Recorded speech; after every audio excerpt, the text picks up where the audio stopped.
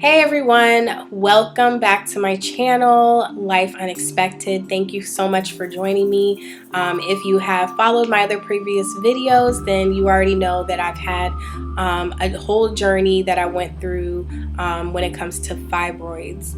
And I gave you some updates in my other videos explaining how things went for me before my procedure that I had, which was a myomectomy. So how things went before, during, and after.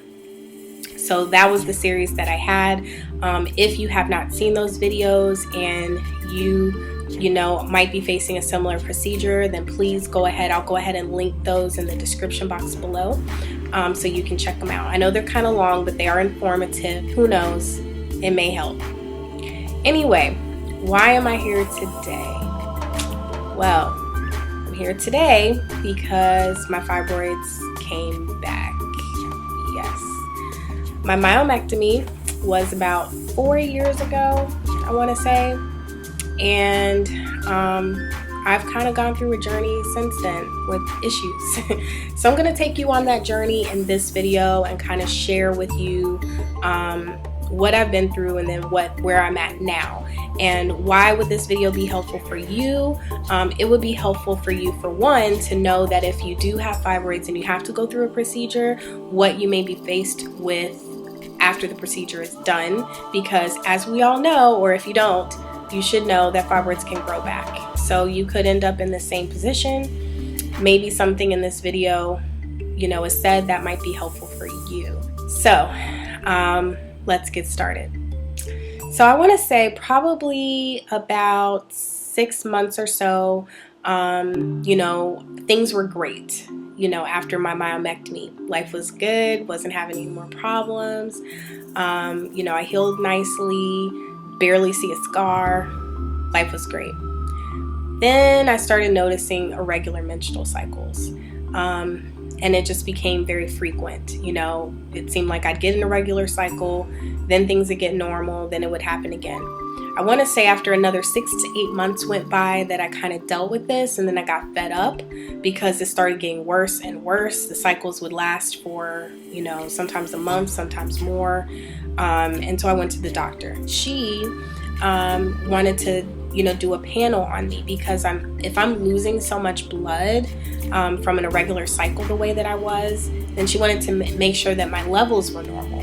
So she sent me to get my levels checked, and as it turns out, I was extremely anemic. So anemic to the point that I was 2 points away from needing a blood transfusion.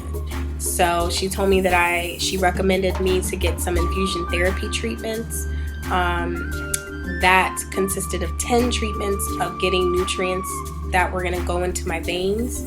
And yeah, that was at a cancer center. So that was kind of a very interesting experience to kind of be alongside of all of them and, kind of see what some of the other patients were going through. It definitely makes you kind of look at yourself and not get down on your own self too much there, right? But anyway, yeah, so I had to go through that because of the irregular cycle. I noticed that I was losing a lot of energy and I was very tired all the time and I didn't feel like myself. And it was very frustrating to me because I now have a very active lifestyle. So I believe in working out and, I actually had lost, 30 plus pounds, within probably about a year. And so I was very proud of myself for all that I've accomplished. And so I really have gotten into working out and being fit. And I may do some videos on that too for you guys if you think you might be interested as to how I did that. But anyway, for the sake of this video, so this is my lifestyle, and I started noticing a change in me when I was at the gym. I couldn't really give it my all, like I normally could, and I just was too tired when I was in the gym, and that just isn't like me. Usually when I'm in the gym, I'm energized, I'm ready to go, I'm excited, I can, I really push myself to the limit for the most part, and I just couldn't do that, and I just didn't have the energy, and I was just really getting hard on myself and disappointed And I'm like, what is going on with me? So that was also another reason I went to her too, because I'm like, what is going on? Like, why am I tired all the time and getting dizzy spells and just not feeling right? And, you know, so it was just very upsetting, very disappointing. Getting on birth control would help regulate it. You know, at least that was her thought process. And then that will help get my numbers up. And actually it did. In the beginning, getting on the birth control stopped my regular cycle, regulated it, got my numbers up. Numbers were back to normal, good to go. At least in the beginning. So, did birth control. Let's fast forward a little bit. 6 different birth controls later. That's me now. Yeah, me. 6 different birth controls later, still dealing with the regular menstrual cycle. It would work for a couple of months and then it would happen all over again. So I was getting very frustrated. And just to let you know, within this time frame, I had gone and gotten, you know, a couple of vaginal ultrasounds just to kind of check on things and make sure the fibroids weren't growing back. One thing you should know, if you haven't seen my other videos, that, you know, I think I might have mentioned that I have a uterus that is very difficult for them to spot fibroids.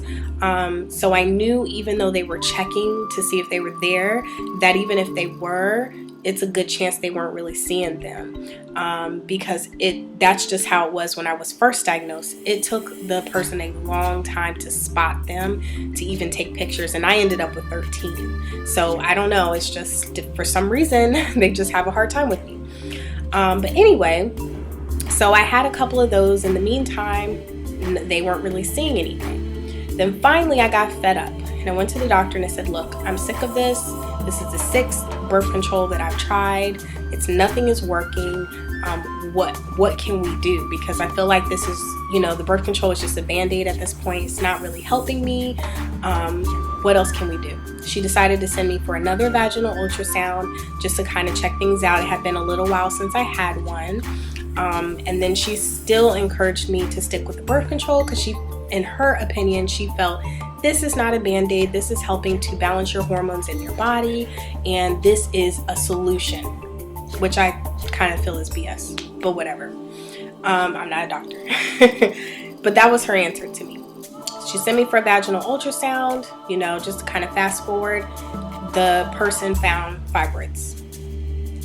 So by that point, I wasn't that surprised because I was now starting to feel little twinges again. And that was a very familiar feeling from before. So she said she found about 5 of them. And yeah, so I wasn't that surprised, but I was disappointed. And so my doctor wanted me to go see a specialist. And I ended up going to the same specialist I went to for my myomectomy. So when I went to the doctor, he confirmed that I did have fibroids. He said that he saw 4 in the picture. So I don't know what was up with the discrepancy, but that's what he said he saw. He said he saw 4 of them, that they were pretty small in size. He also had suggested that he wanted me to get an IUD to, you know, Mirena IUD to get me off of birth control. And I'm not going to go too much into that. I'm not going to go into that on this video because I pretty much knew that I didn't want to do that. So the idea of having a device implanted inside of me, I just didn't like the idea of it, and I just didn't want to do it. So, but if you want to look that up for yourself, he felt that that would help regulate my cycle as well. So to me, I just saw it as, now I'm just not taking a pill. To me, it's still like a band-aid to my problem.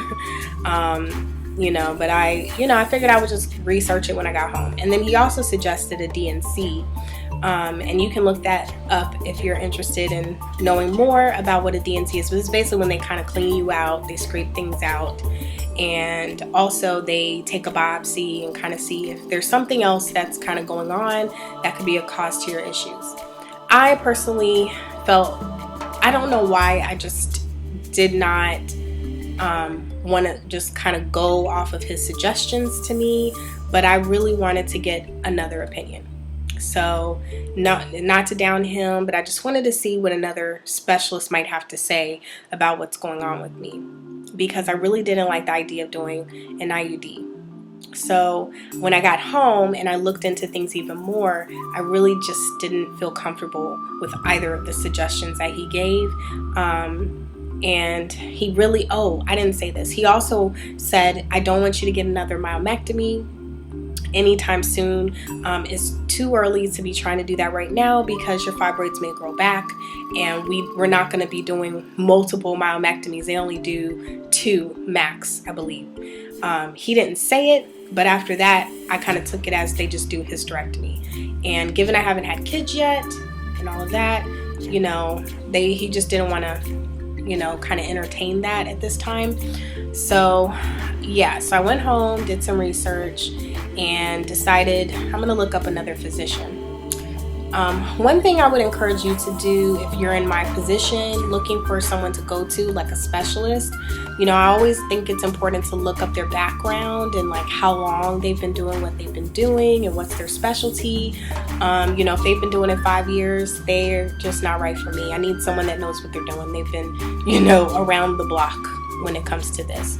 And yes, the surgeon I went to he had a lot of experience and everything, but I just, sometimes it helps to get another opinion, I felt. So found a doctor. He ended up doing another vaginal ultrasound right there in the office, and he saw the fibroids that I had. He told me he saw 4 of them, but they were pretty big by this point. So this was probably 2 or 3 months after the last ultrasound that I had, and he said, yeah, these are pretty big. So that was kind of a shock to me that they had grown so quickly in such a short amount of time.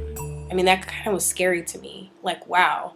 I was told that they were like 1 centimeter, 1.5 centimeters, and now I don't remember how big he said, but it sounded like they were significant in size. So after he told me, just go ahead and get dressed, and we're gonna go in my office and talk. Which, by the way, I really appreciated that with this doctor. I've never had a doctor, take me into their office to kind of discuss things. And I really, really like that about him. And I think that's why I ended up just kind of going with him. He just had a really good bedside manner, and I appreciated that. So he took me into his office. He gave me his suggestions. He saw the previous, medical records from the other facility, and he said, well, I actually recommend you get Skylar, which is an IUD. It's smaller and it's not estrogen that you're getting in your body. I can't remember exactly what he said. I guess it's progesterone. I'm not 100% sure on that. Look it up if you're interested in IUDs and knowing more about them. Again, I kind of wasn't even sure that I was going to entertain that. But he also said that he wanted to do what's called a hysteroscopy. I'm going to share a little bit more about that whole process in a separate video because I don't want this one to be too long. But yeah, check for the second video because I'm going to talk some more about this procedure, and you may not be interested in knowing what that's about, but I just at least wanted to give you guys an update as to what's going on with me. Unfortunately, even after the hysteroscopy, there's more to be done. Definitely have quite a bit to share with you, so stay tuned. If you're interested in hearing the next steps in my journey, I'd love to take you with me in this process, and it might be helpful for you. Even if you're not dealing with this yet, you might. So might be good for you to know. But anyway, please rate, comment, and subscribe, and I'll see you in the next one.